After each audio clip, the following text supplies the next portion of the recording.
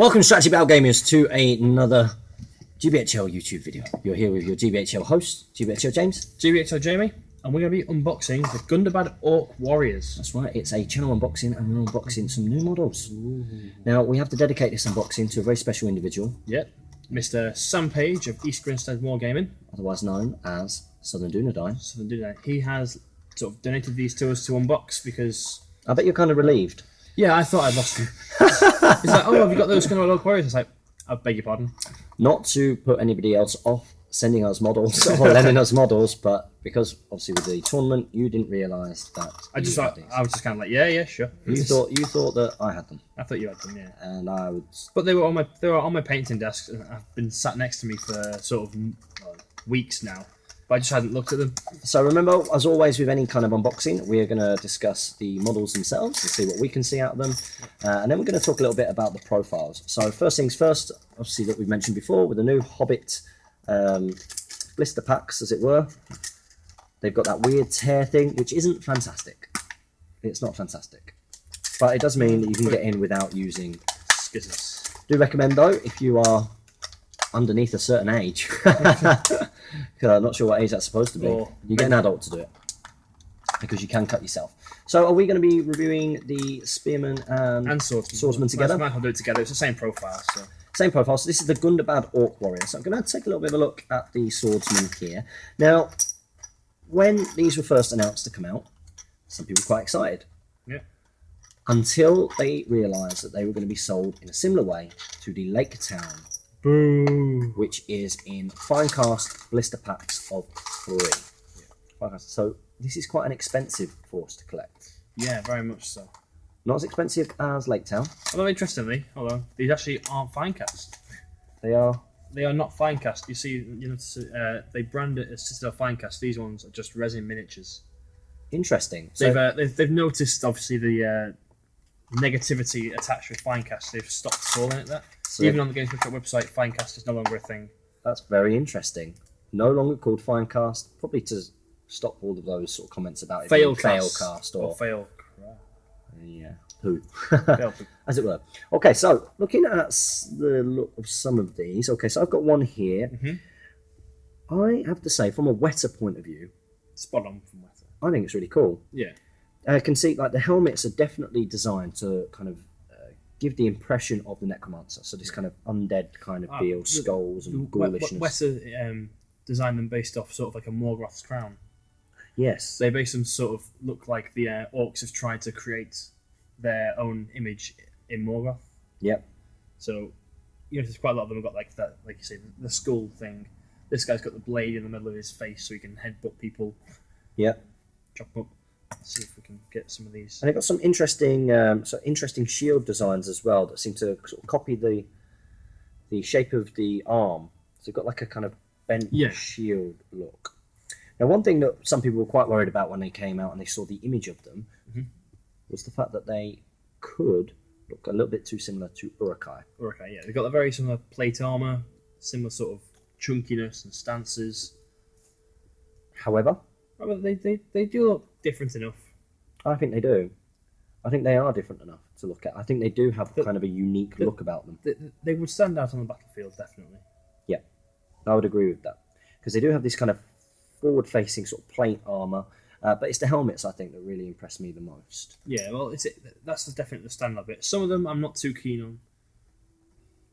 Like this one in particular. I just don't think... I'm not a huge fan of that one. That's the one I showed you earlier, the one with the big... Yeah, sort of kind of a weirdish pose. Alien head. Yeah, that does look a little bit alien rather than orky. But I do like this one. This one's quite cool. Guy with the blade in his face. Bladey face. He's the swordsman. Now, looking at the resin itself... That's not bladey face. This is blade face. Sorry, look at him. Oh, yeah, the rhino head. Look at that. And in the bottom left, you can see that he's got just an axe looking forwards. Now, looking at the sword of this looks quite flimsy. Yes, that's what I noticed on that one. The sword looks like that is going to come off any time soon, so that's not great. And it does have a degree of flash. There's quite a bit of flash, especially on the spearman. There's a lot of sort of moulding around the spearheads. If you look at that one, Oh yeah, lots of flash. that's a little fluffy flash around the spears. Yeah, and there appears to be quite a few where there have been air bubbles and stuff. So if you look under the neck there, Oh yes, you can see where it's popped. It looks You like can see- a pock mark. he actually looks like he's got some kind of plague, which could be cool. You could actually use that to your advantage, I suppose. But on the back of the shield and on the front of the shield, that's exactly the same. So in terms of the quality, I don't think that these are the best. Again, if you look at this one here, quite a few sort of air bubbles, little marks that I don't think are supposed to be there. Yeah. Bits of flash, flimsy sword. I think that's going to cause a lot of problems with the flimsy sword. Good luck, Sam. Yeah, good luck with these.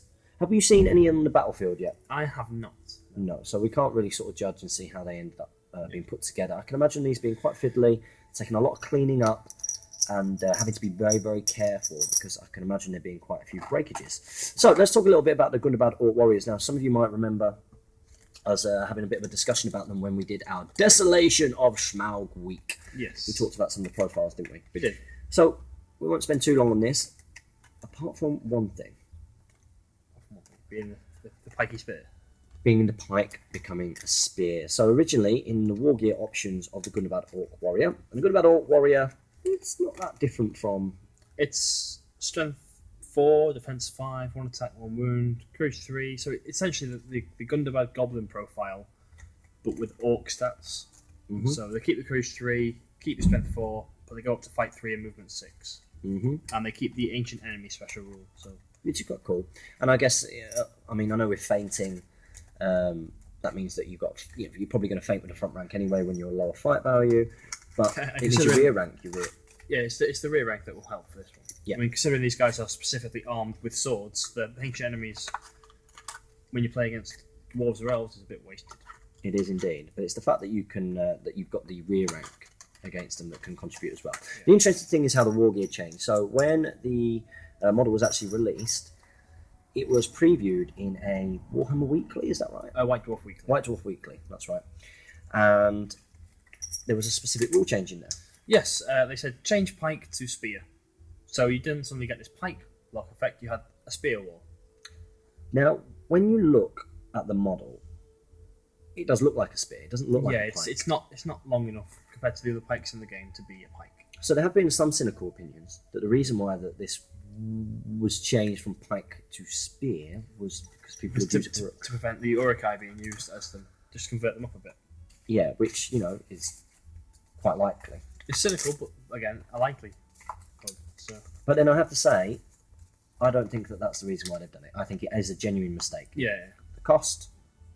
It's not cost a point. A pike's a point. But, is it pike a point?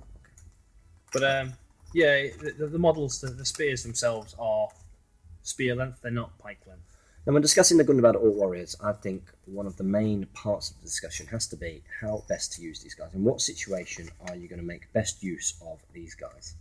It's going to be supporting the Hunter Orcs. And that's what they're going to be used for. It's those Hunter Orcs with their your Hunter Orcs feints. You fight 3 from these guys if you need to fight 3.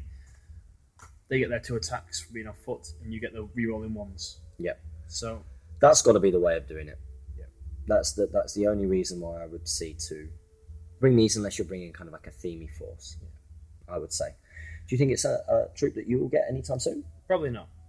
Neither will I. I've got Gundabad Goblins, so I've got essentially the same thing, but already. Yeah. I mean, I guess I was kind of hoping that you might get some kind of pale orcs or bigger, sort of more beefy, killy kind of troop that was a little bit more like Azog in look, I suppose. But we've ended up with these. That's what's there with Weta. I don't think I'll be fielding them anytime soon. Are any of you guys planning on getting some Gundabad Orc Warriors? If so, maybe list some of your lists, what you think about them, what do you think their strengths and weaknesses are? And more importantly, have any of these guys actually played with them yet? Yeah, very good point. I've certainly not seen any at all. I've not seen any yet, but it took us a while to see some Lake Town. Yep. And we have seen some Lake Town now, so maybe we'll see some Gundabad Orc Warriors. So guys, this has been GBHL James. And GBHL Jamie. Make sure you comment, like, share and subscribe. Support your Hobbit hobby. And happy strategy battle gaming team.